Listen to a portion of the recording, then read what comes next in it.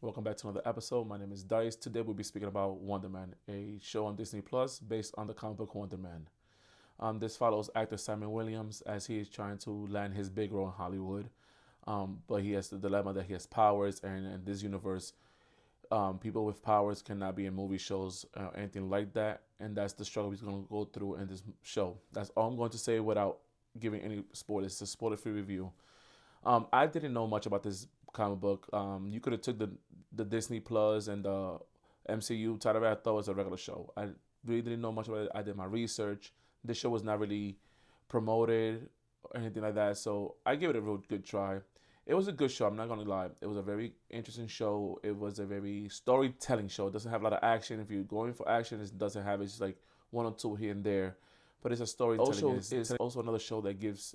It's a love letter to Hollywood because it shows you the steps of everything, how he progresses. Everything has to be done, what has to be said and done. And they also explain why superheroes cannot, people with power cannot be in movies and show. In episode 4, titled Dorman, it explains Dorman's history, what happened, his rise to stardom, and his fall. This show is a good step away from what we normally get from the MCU, that everything is like super combined. It's like you go blindsided into the show. Although we have Ben Kingsley, where he was in Iron Man 3, he portrayed the Mandarin. He's in the show, but they give you enough background story for this character to understand where is he coming from, why is he doing certain things in this story, and how it affects him like a person, like a human himself. Like, am I doing the right thing for this reason? And it gives you a lot of loops and turns, but it gives you a satisfying ending. It gives you everything's explained. The ending is satisfying, as you saw in the trailers.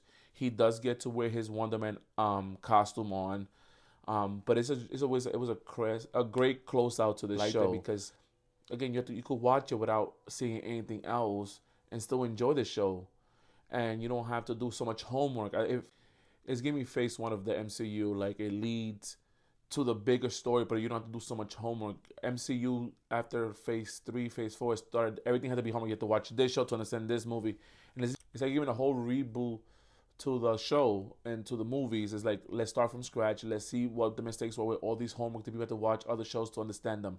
So I think MCU and Kevin Feige are understanding what they had to do to get this back on track after Secret Wars, because Secret Wars was supposed to reset the whole storyline. And it was just a great show. And if they do a season 2, I'm definitely gonna watch it. Please leave your comments if you watch the show. Will you watch the show?